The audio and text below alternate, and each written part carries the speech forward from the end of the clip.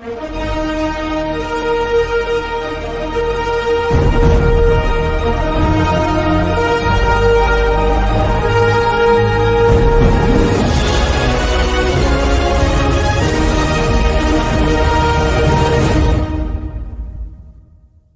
you so much for having me. You're very easy to talk to. You're a strong man of your faith, and that's what makes it so easy. We connected like that in the beginning.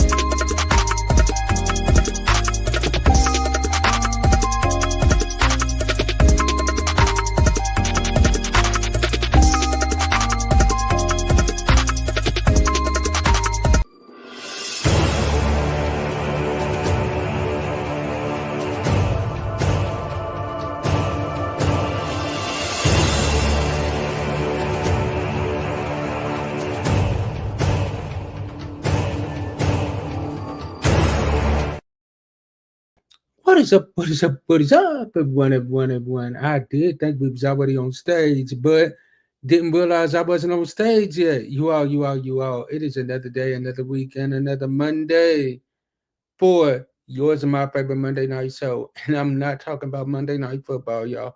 I'm talking about your favorite show, my favorite show. I will talk Monday. You all. We are excited about being on here tonight. Before we get started tonight, we do want to let it be known that your boy, your man, your brother, your cousin, whatever y'all may call me, is officially off the market. We are announcing that here tonight to the beautiful angel of my life. I do appreciate her for all that she does to uplift me, to encourage me, to push me. We appreciate her. So now that we got that out of the way, you all, I thought there's no better topic to discuss tonight than this topic right here, which is purpose partner versus preferred partner. And then also we're going to jump into something else, which is knowing when to let go. Y'all, yeah. We hitting both of those tonight. And I got none other than my sis, the Verbal T herself, the host of the Verbal T podcast. She and I go back like two flat tires. We have been tight. She is definitely very well opinionated. I definitely appreciate all that she does. I appreciate her life. I appreciate the way that she pours into others.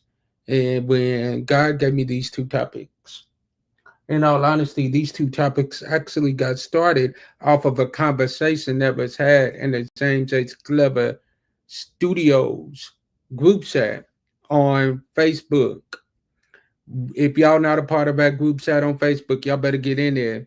So y'all, this conversation got started because of that conversation. And the two people that actually started this conversation have already both been on.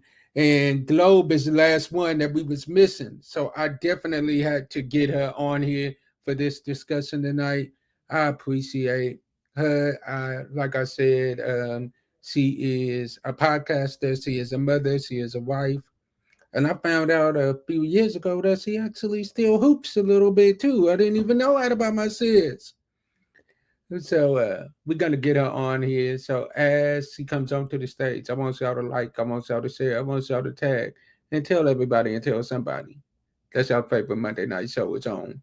And if you haven't followed, and if you haven't subscribed to our YouTube channel, y'all, we need y'all to get on that. Let's go. How are you doing, sis? Hi, everyone. Hi, bro. It is so good to be here. I'm happy I made it. We've been discussing these topics and just everything surrounding them since the spring? Yeah. Yeah. So I'm excited. this got started in the spring.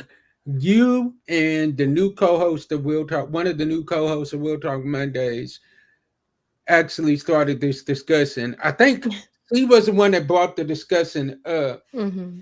And when I tell you that conversation in that group chat was so lit, and I appreciate you all for not only are both of you all in that group chat, but y'all are admins in that group chat too. So y'all kind of help keep things running smoothly. And I do appreciate y'all for that. So, sis, I want you to tell them a little bit about you, and then we're going to go right into this discussion. Oh, so a little about me. I am the host of the Verbal Tea podcast, which focuses on journaling. I think where we are in a world where we share our instant thoughts and we have so much access to everyone else's, it's important to spend intentional time with your own.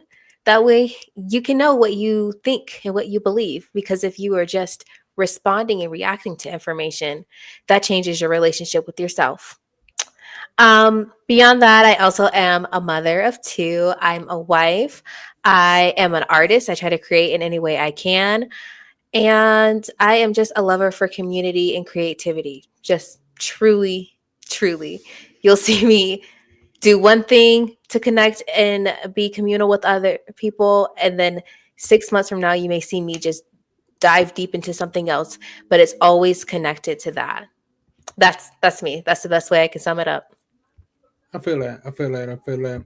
So, let's get into this discussion tonight. Let's go. Let's go. Let's go. So, what is the difference to you? What is the difference between a purpose partner and a preferred partner? I'm gonna let you start it off. Hmm. All right. So obviously, preferences are rooted in something surface, right? Mm-hmm. And so it's just the. Have you ever heard of the man cake, or I guess the mate cake? We'll call it the mate cake to keep it Oh gender yeah, neutral. Where the cake is the substance; those are the important things that are non-negotiables, and the icing are things that are nice that will keep the life sweet, the relationship sweet, and then the icing are just the very superficial things.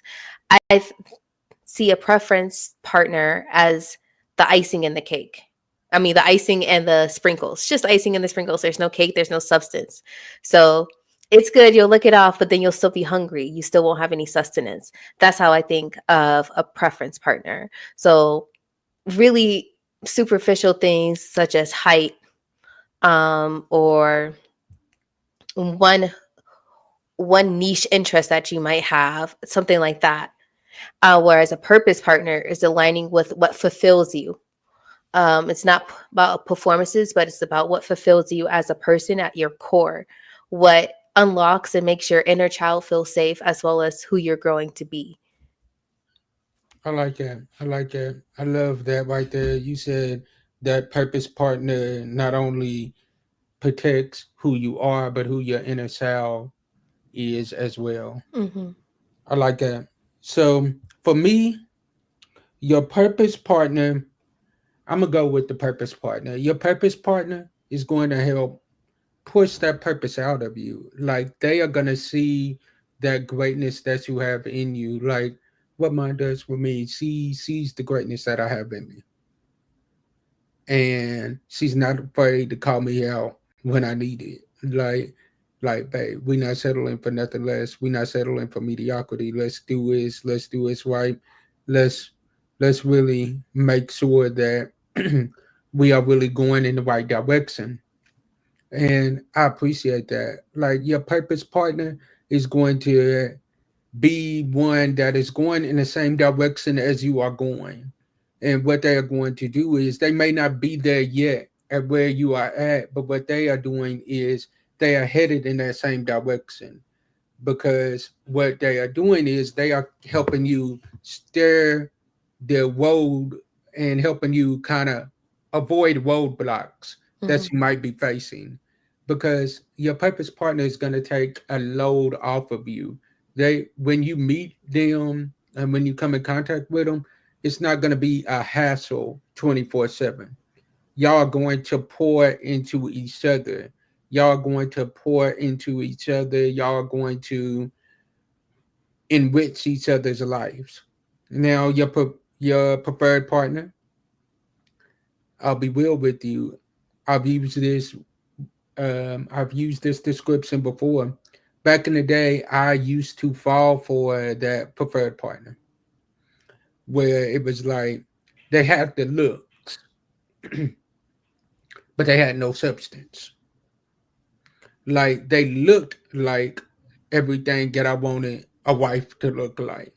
But when it came down to the substance, when it came down to the meat, when it came down to the nitty gritty, they wasn't riding with me. It was like they looked cute on my arm. It was good arm candy.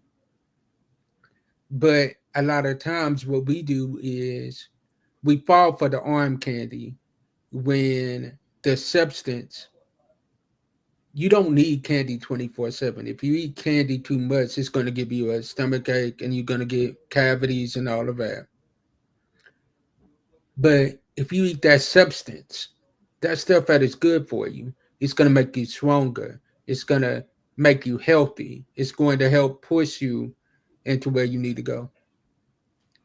I So, agree.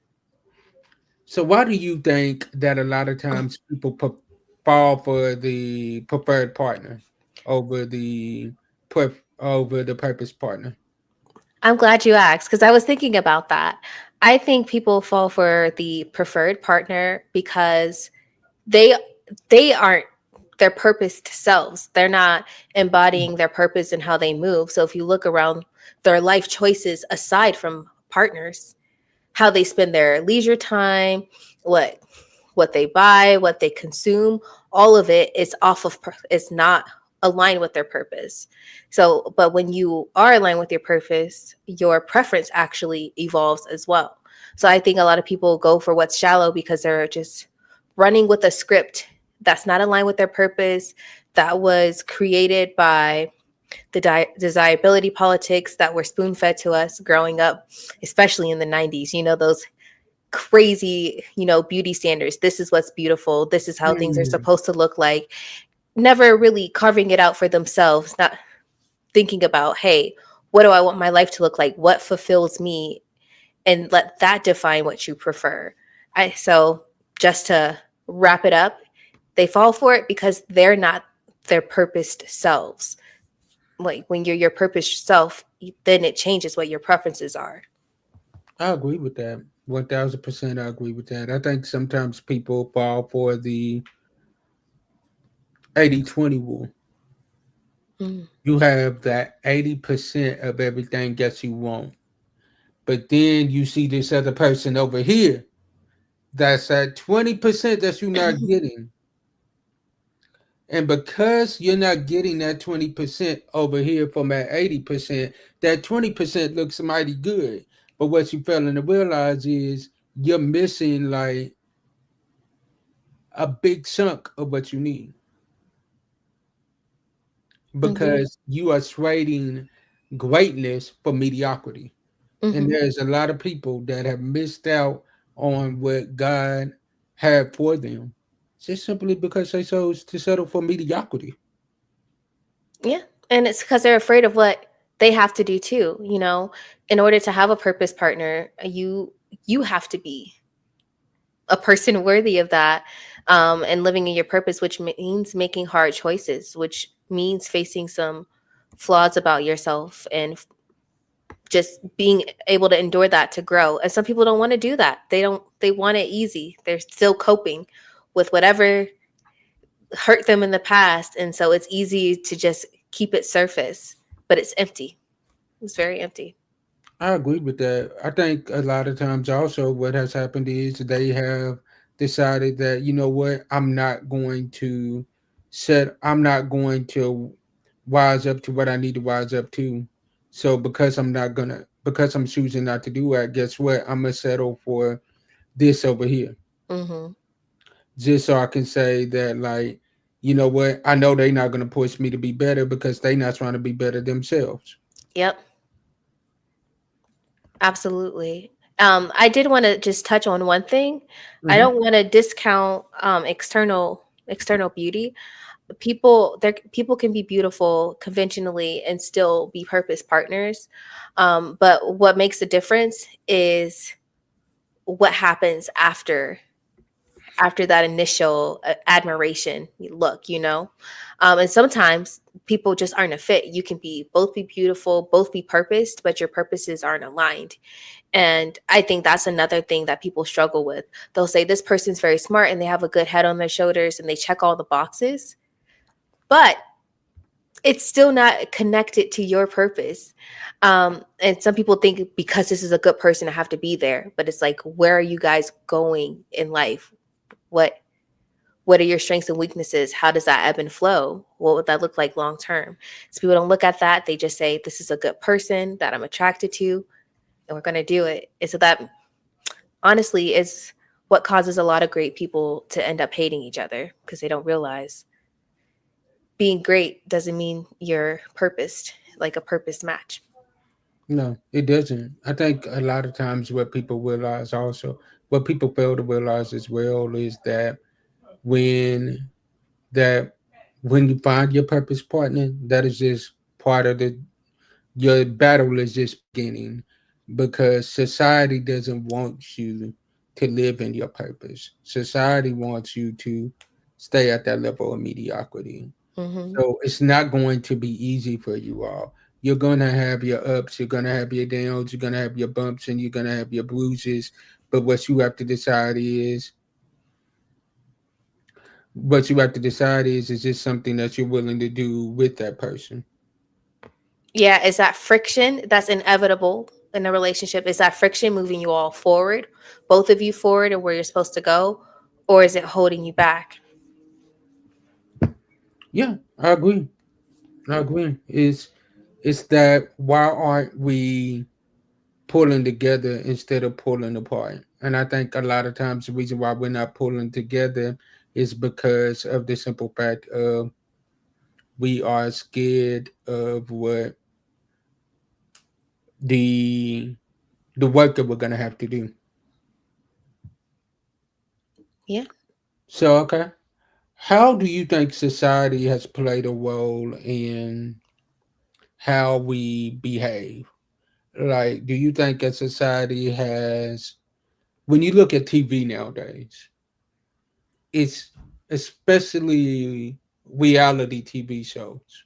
Let's be honest. Nobody is really looking for that purpose partner a lot of the times.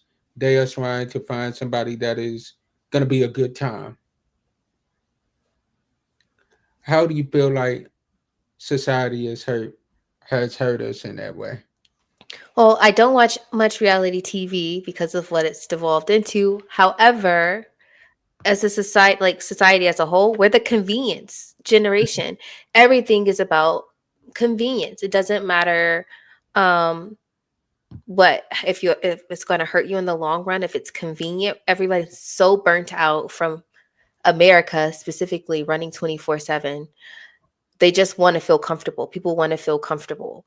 And it's not even just about being shallow. People just want to feel good and comfortable because of just the strain of society as a whole on our day-to-day lives. And I think that does make people make concessions, ignore red flags, ignore a lot of things because it feels good. Everyone is also addicted to dopamine.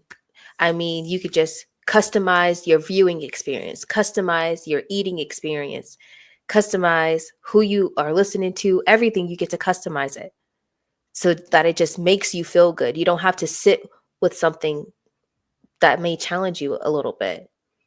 And so that's what makes people want to cut friends off, cut partners off, cut anyone off at just the slightest discomfort, the slightest friction. Nobody wants to work through it because everything's supposed to be convenient. Well, okay, McDonald's line too long. I'm just going to go and roll over to Chick-fil-A. That's really how we treat each Exactly. other. It's like we live in a microwave society where we want things quick, fast, and in a hurry. And we forget that there's a process that you have to go through before your relationship is really that Hmm. core relationship. I've used this description before, but I'll use it again. A lot of people see diamonds, and they look at that diamond and they're like, "Oh, that diamond is perfect. It's pretty. It's perfect. It's perfect. It's perfect." Okay, but did you know that that diamond had to be broken? It had to be shaped. It had to be molded. It had to be. It had to go through a process before it became this piece that you love right now. And a lot of us don't want to go through the process. We want it right then. Yeah. And I'm not saying that people are lazy. I think people are burnt out. Like I really do think they're burnt out. The way society is building us, they're making us more consumers. They're not investing in us being communal creatures. They want us to just be products and put an output. So when we do try to connect, we forget how to turn that off. Mm-hmm. You know what I mean? We see people as a product. Your friends list, the Tinder, like dating websites, it's a vending machine. Like, Come on. It's like I can find another you in a yeah, heartbeat. yeah. I can get another you in a heartbeat. But I think that's where I miss the old school love, where they stuck it out. Yes, they argued. Yes, they fought. Yes, they didn't always get along. But you didn't see grandmama divorcing granddaddy every 5 seconds, or grandmama and granddaddy breaking up every 5 seconds. I mean, there's a little nuance. I feel, wow, we are the microwave generation. We also are in a different age where women do have more agency. Fun Mhm. fact, the 50% of marriages ending in divorce, the largest contributors were actually the boomer generation. So magically, when women were able to get credit cards, um, and have their own bank accounts, suddenly the divorce rates leapt because they had financial agency. And I do think that we're in this clumsy period where, as far as just homosexual relationships, I mean, heterosexual relationships, we're in this weird period where women have more agency, but men haven't. Both men and women haven't grown to learn how to like collaborate as partners. So you'll hear people like, I need to be in my divine feminine, and my divine, I need to be masculine, but then like just kind of remixing old age things with this new these new world dynamics. And it's like, stop, just throw the book away. What is your purpose? What kind of person are you? That's what we can reduce it to now is what kind of person are you and what works for you as a human being? And then look at the other person as a human being instead of an archetype of this is the real male and this is the real woman.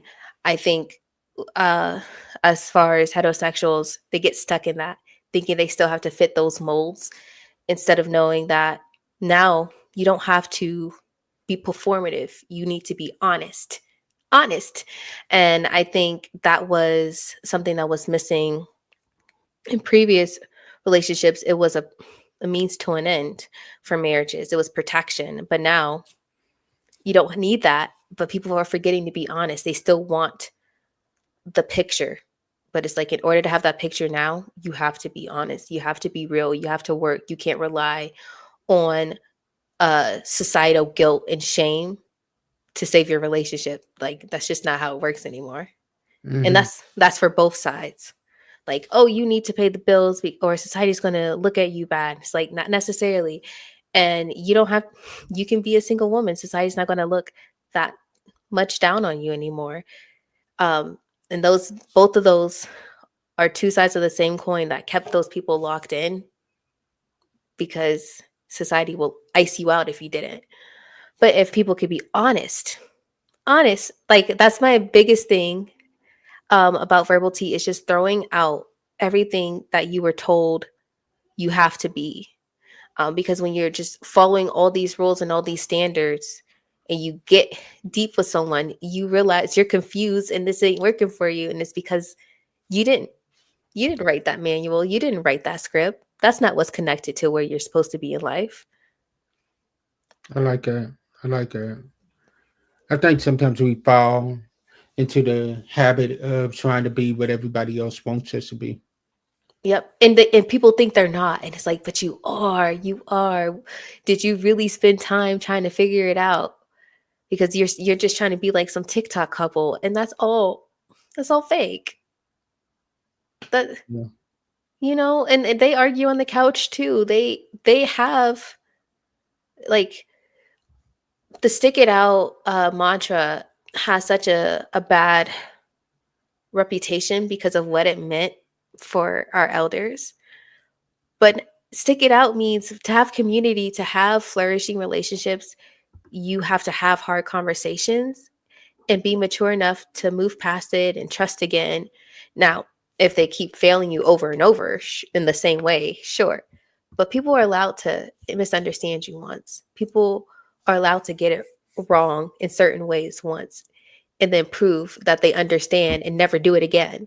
And I don't think we give each other room on a platonic or romantic level for that. We don't. We don't. I think that we are so quick to throw people away because of the fact that we live in a day and time where, a lot of us are living that Beyonce song. You must not know about me. You Mhm. must not know about me. I can have another you in a minute. Matter of fact, they'll be here in a minute. Okay, y'all sitting here singing this song, but Beyonce up here booed up with Jay-Z, happily married. You sitting here single, miserable a lot of the times, and mad, but yet and still you sitting there talking about I can have another you in a minute. Okay, how's that going for you? But the lyrics never made sense because why would I want another person that hurt me, you know? Um Instead of thinking of people as disposable, people need to think of themselves as irreplaceable. Mm, And that will change how you move.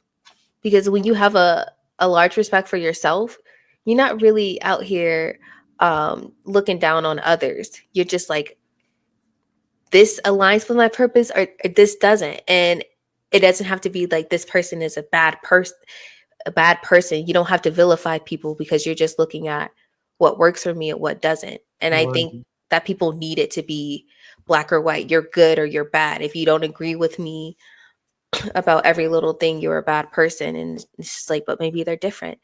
Yeah, it's like people have a right to make their own decisions. Yeah. And I don't know. I think that's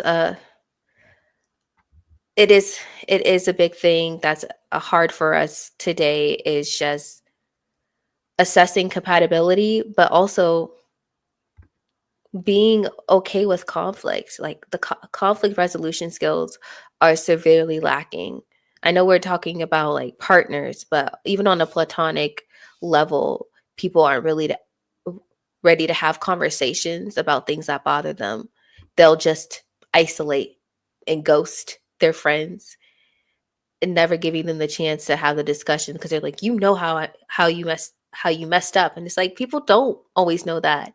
And also, if they do, you still have the right to tell them one time for the one time Mm, just to see, instead of letting that fester inside you and never growing past it. yeah, it's like we are quick to throw somebody away. We gotta stop doing that because you could be throwing away somebody that was meant to push you into your next dimension. And somebody that cares about you, like people who care about you can still have you fucked up sometimes. Excuse my language, but they still make mistakes. People who care about you are still human, but that doesn't mean they don't care. Talk to them. I say, give a person one time for a conversation about something. It could just be once because life is short, but give them one time and have an honest conversation. And if they don't improve, then make a decision. But have the conversation. Like just have the hard conversation. Yes. Ooh. That leads us to our next topic. I like what you did there. I like what you did there. I like what you did there. All right. So our next topic is how to know when to let go. Let's be honest. All of us have been in situations where you have to have those hard conversations. And you had to learn to let go of some things. Before we get into those conversations, I appreciate y'all commenting. Let's check these comments out. I like this one: authenticity and honesty. Yes. Key Both pillars. parties should be intentional about Ooh, connection. Yes, that's a good one. yes, yes. This one right here. Love this. Don't verify others. Do you align with me or not? That's it. That's all. That's it. That's it. This one right. That may not be a bad person. You just may not be the person for you. They just not be the person for you. Thank you. Yes, But we are absolutely. quick to cascade people and behead people and call them everything but their name when simply they just wasn't for you. Not to mention you won't grow as a person when you can't confront and work through things if possible. Yes, Miss Simmons, that part, that's the part right there. You do it for your growth, so you can learn how to express yourself. Try out them conflict resolution skills. You gotta. Yes. How are you supposed to be a good mother or parent? How are you supposed to be a good spouse, a good leader at work if you can't keep it real and handle conflict? That point. That point. So my question to you, sis, is how did you finally have those hard conversations that you needed to have with people to let them know that, like, look, in this season of my life, in last season you was great, but in this season that I'm going into now, I can't take you with me. Whew. So for me, this might just be because of some things from my childhood where I'm always trying to please my parents. And it's been a very like serving relationship. I always lead with, hey, what am I doing wrong? What can I do? But there is one instance I can think of where I um I was actually a co-host of a podcast and I didn't know this woman that well, like at all. And she could not separate personal from professional, like just at all. But as the co-host, knowing how important this is to her, I would have to still keep it real, like, hey, maybe let's not randomly leave group chats with our contacts because that compromises your legitimacy. They may not come back on. We might lose these good guests. And it just made it hard for me to be a friend and a partner. And so I told her, I want to develop a real friendship with you. Like I really want to focus on that. I don't want to have the responsibility of doing both because I know that's a hard thing for me. And I told her, like, this is challenging for me to be of two minds. That's a challenge. But I value you as a person and I want to pour into you as a person. I'll still be part of the podcast, but I want to be part, like, just pour into our friendship. We don't know each other that well. Let me be a friend to you before I'm telling you what you should do better on a business standpoint, you know? Right. And it took a while for me to get my words right. I was like Usher, thinking to myself, talking to myself, trying to figure out what I'm gonna tell her. Mhm. Uh, Those in the mirror, in that mirror, talking like, to yourself like, okay, let me say this. And mhm. then I know they're gonna say this. So then I'm gonna say this. Then I know they're gonna say this. So let me say this. Yeah. And there was an understanding there. There was. It turned out that person didn't really want to be my friend. So, but I knew that I did what I could, and I didn't know that was going to be the nail in the coffin. Like just wanting to focus on being a friend, but from there things kind of just downhill. But that was how I handled it. I said, I know, I'm not built for this. Like I can't do this anymore. And not like, oh, I hate them. It's just like business me and then friend me are two different people. Mm-hmm. Especially if I know someone's heart is involved in it, I'm going to be aggressive about protecting what's important to you. I'm going to be. That's just how I am. I'll be really militant about checking you on stuff because I know you care about it. Come on. And So it's so, like, yeah. so I just said, I can't be both. I want to be your friend. I want to get to know you better because I don't even know how to delicately bring stuff up to you because I don't know you as a person. So let me focus on that. Let me pour That into you part. as that. But it was just a very honest conversation. I discussed my limitations and then circled it back to how I want to be able to pour into her the best way I can. Um, and then I let people make their decision from there. But I always start with my limitations. I think that is a big thing is I start with where I'm messed up at and what can we do? That part. I think for me, kind of a similar situation where I had a team around me, and they, I appreciated them for everything that they did while they was there, and I feel like as they was there, they kind of helped me learn more on what I needed to do as far as being a CEO over my business. Mm-hmm. They kind of pushed me in that right direction. But it was like after a while, I started noticing where, let's be real, um, I was working a full time job, I was in ministry, and I was doing podcasting at the same time. I don't have time to be on the phone all hours of the day. I can't. I can't. Me And either. I think they took offense to that. And I'm like, I can't really dedicate this much time to being on the phone with you all because I got other stuff that I'm doing. And then on the weekends when I'm off from work, guess what? I'm working on my business stuff. Plus, I'm trying to spend some time with my family too. Like, I'm having to learn that balance. Mm, those boundaries. There's some people who don't have as full lives. And so there's a disconnect. And that is very hard to say, hey, I have to be pretty regimented because of all these things I have my hands in. That's difficult. It's very difficult to draw those lines. Yeah. And it's like, it ain't personal. It's just, I know the time that I have right now. Hmm. So, I got a couple more questions for you on that standpoint, and then we're gonna play a little game and have a little fun tonight. Okay, okay, okay.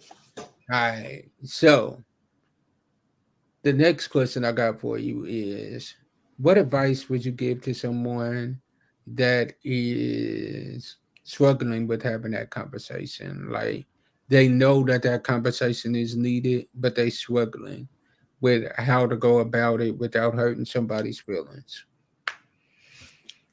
Fall on the sword yourself and not in some like humiliating, degrading way, but just keep it real.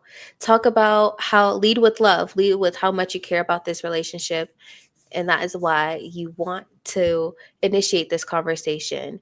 Talk about what you're struggling with first, and then ask them what they think they can be done for you together to resolve it.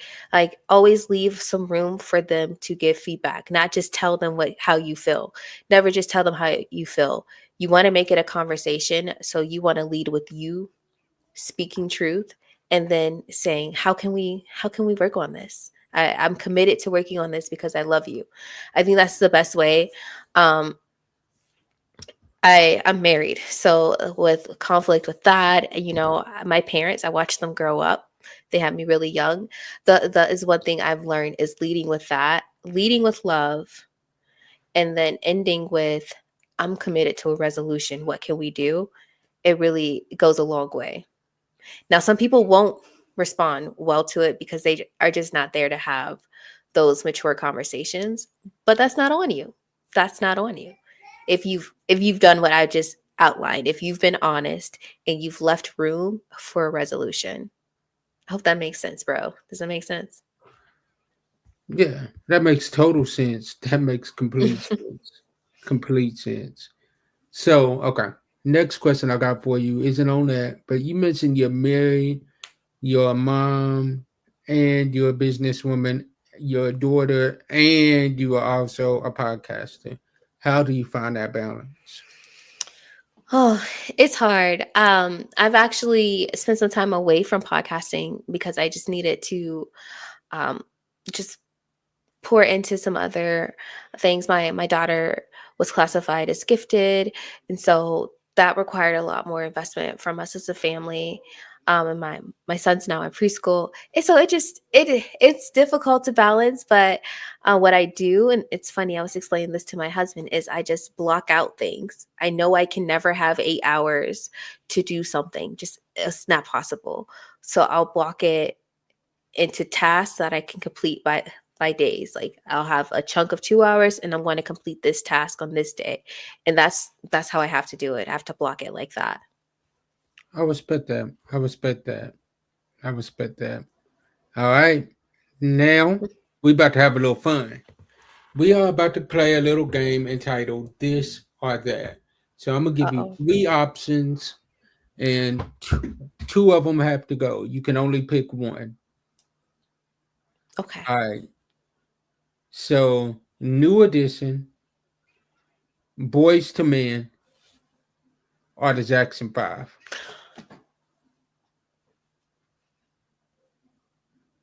Yeah, I came hard. I came hard on that very first question. I can only choose one, right? Yep, you can only choose one. Yeah, I came hard with that first one. All right. Let's see. I'm going to choose Boys to Men. I love New Edition, but Boys to Men, they got the Can You Stand the Rain, which is one of my favorite songs by New Edition. They got their own acapella version. So I can get by with that. And then Jackson 5 is hard to give up, but Michael, he's still out. He's still there if, you know, Yeah. as a solo artist. So No. you If said you get just rid of one, all of the all of that Jacksons. solo work. No, No. no, no. Uh-huh. Everything gets connected to him. So if you get rid of Jackson 5, you getting rid of Jackson 5, Michael, and Janet. If you get rid of Boys to Men, you getting rid of Boys to Men. If you get rid of New Edition, you getting rid of New Edition, Bell Bib DeVoe, Ronnie, Bobby, Ricky, Mike, all of that. Ralph, Tresvant, Johnny Gill, you getting rid of all of them. Yeah. Ah, that's tough. I found a loophole and you said no. No. I have to take Jackson 5. I would. Just I'm a community girl and Michael Jackson's a big part of communal jams. Even my kids like him. Facts. You like, now with that being said, let me switch that around. Go back to the Jacksons. Yeah. All Yeah. right. Are you choosing? Are you going to choose? Who would you choose? Ah, man. I'm going to go Jackson 5. Just off of the strength of, I can't let go of Janet and Michael. I can't do that. I can't. It's a double whammy. All right. So we're going to go Morris Chestnut, Boris Cujo, or Denzel Washington. Oh, okay. It's Denzel. It's Denzel every time. You could put anybody. It's Denzel every time. You like at first I thought you was gonna come hard. You like, but when you threw Denzel in there, You know how infectious and legendary you have to be to play yourself in every movie. Like anything good enough. the movie he is basically just playing himself. Every movie, and it could be a completely different movie. None of the movies are exactly alike, but he's him. Mm-hmm. Yeah. I'll give you that. Denzel every day, all day. Okay. Fantasia, Jennifer Hudson, or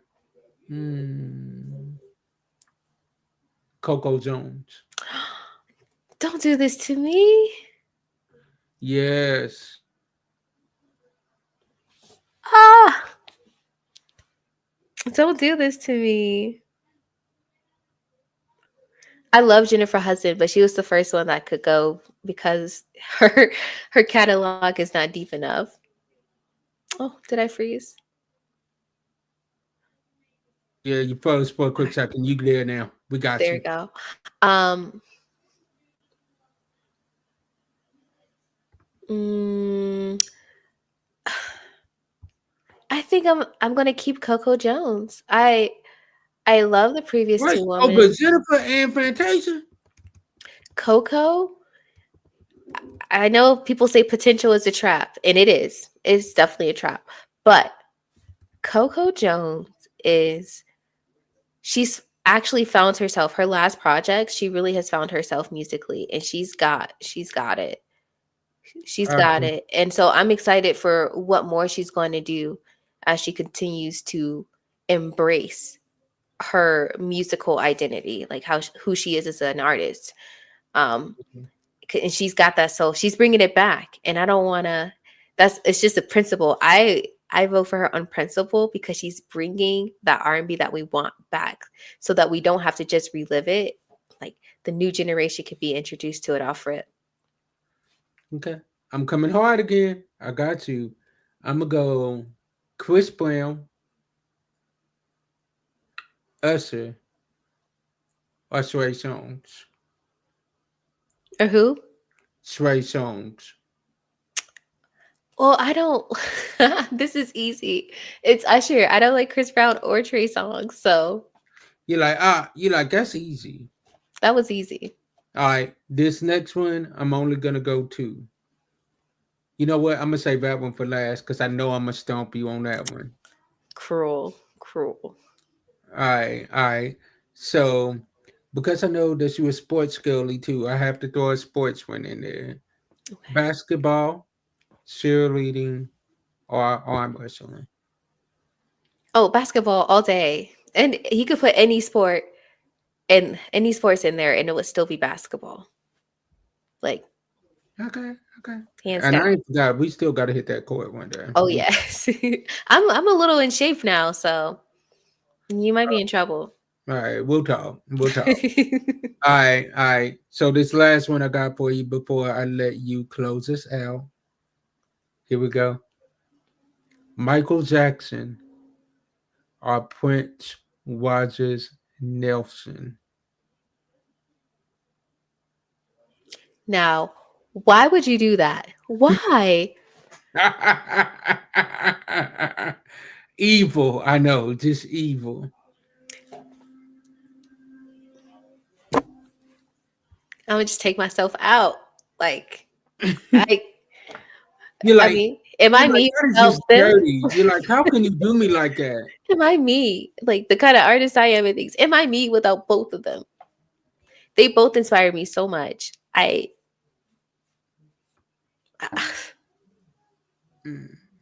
You're like, I can't answer that one. You stumped me. You win. You win. You choose.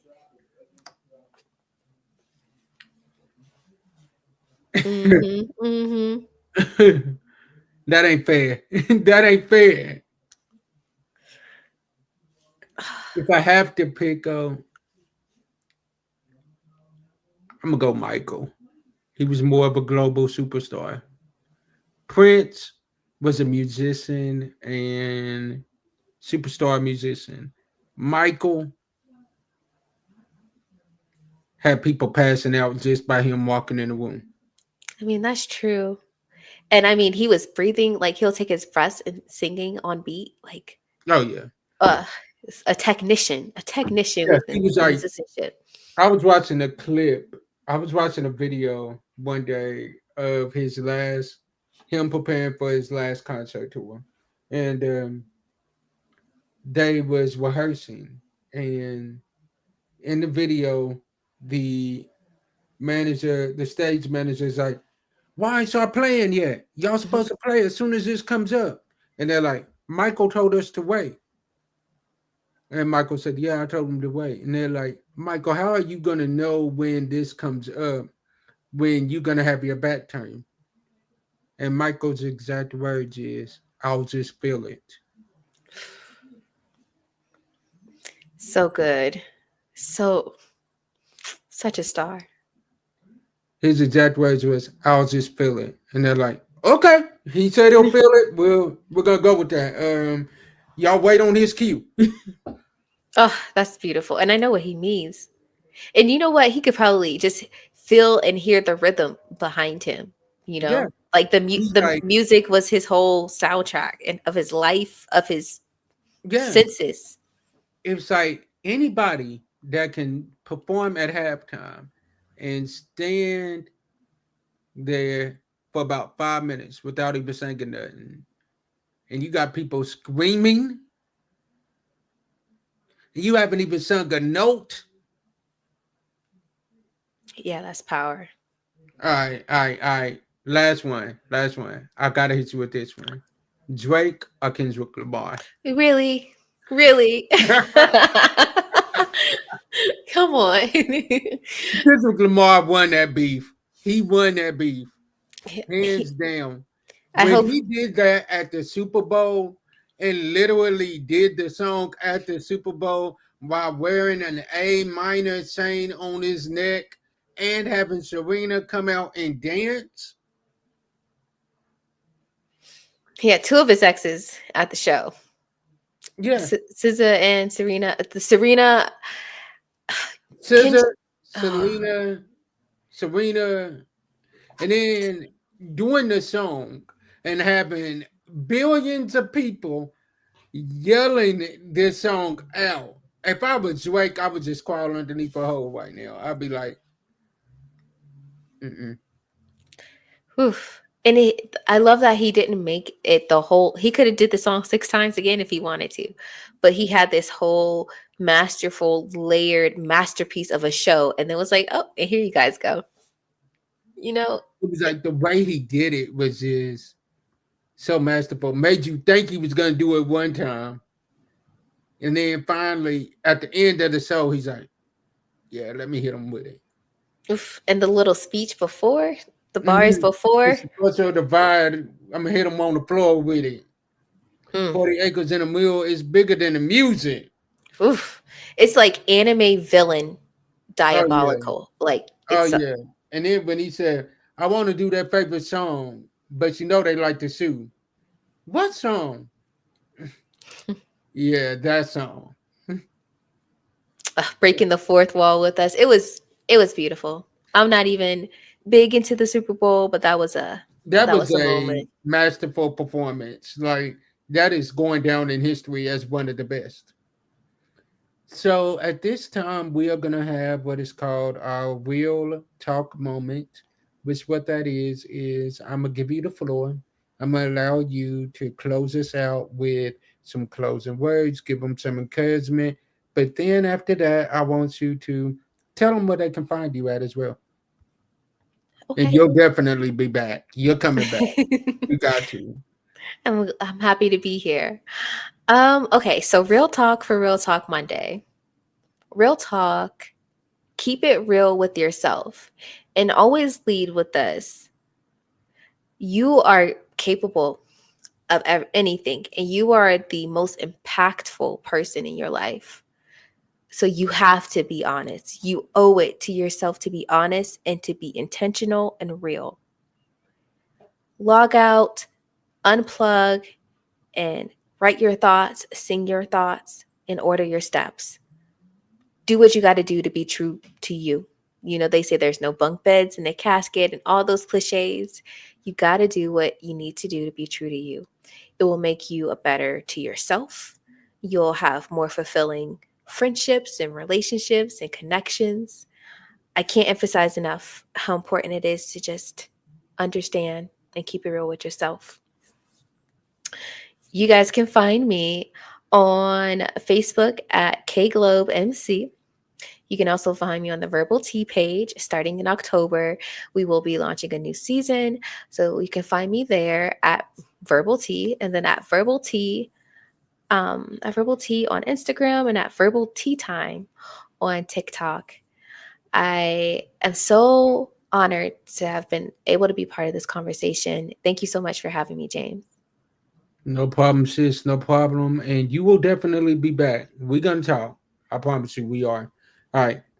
So you all, as I always say, sometimes our disappointments are nothing more than God's appointments, meaning some things that we look at as bad, God is only turning it around for our good. Stay blessed, be blessed, and be a blessing to someone else.